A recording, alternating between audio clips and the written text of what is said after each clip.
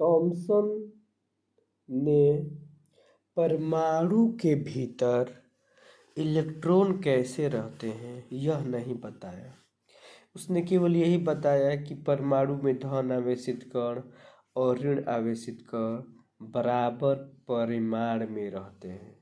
लेकिन इलेक्ट्रॉन परमाणु के भीतर किस प्रकार से रहता है यह जानने के लिए 1911 में अर्नेस्ट रदरफोर्ड ने एक प्रयोग किया। इस प्रयोग के अंतर्गत रेडियो सक्रिय पदार्थ रेडियम द्वारा तीव्र गति से निकले अल्फा कणों का सोने के पत्थर पर प्रहार किया।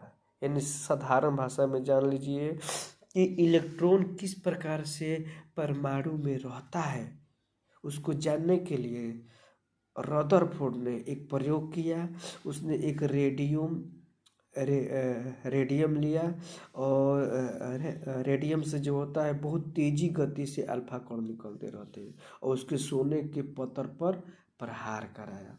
तो ठीक, ये अल्फा कण क्या होता है? तो अल्फा कण पर आवेश +2 होता है और द्रव्यमान 4 इकाई होता है और ये बहुत तेजी से चलते हैं और इन कणों में पर्याप्त ऊर्जा होती है।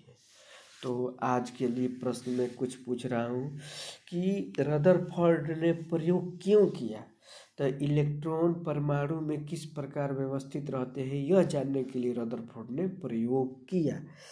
दूसरा प्रश्न कि रदरफोर्ड का परमाणु मॉडल में क्या किया गया? तो रदरफोर्ड के परमाणु मॉडल में रेडियो सक्रिय पदार्थ रेडियम से निकले अल्फा कणों के सोने की पत्थर पर प्रहार कराया गया। दूसरा प्रश्न है कि अल्फा कण कहाँ से निकलते हैं? तो अल्फा कण रेडियो सक्रिय पदार्थ जैसे रेडियम से निकलते हैं। अल्फा कणों को किस पर प्रहार कराया गया? तो अल्फा कणों को सोने के पत्थर पर प्रहार कराया गया। अल्फा कणों पर आवेश कितना होता है? तो अल्फा कण पर +2 आवेश होता है। अल्फा कण का द्रव्यमान क्या है? तो अल्फा कण का द्रव्यमान 4 इकाई है और अल्फा कणों में पर्याप्त ऊर्जा होती है। क्यों? क्योंकि ये बहुत तेजी से निकलते हैं, बहुत तेजी से चलते हैं और इनका द्रव्यमान 4 AMU होता है।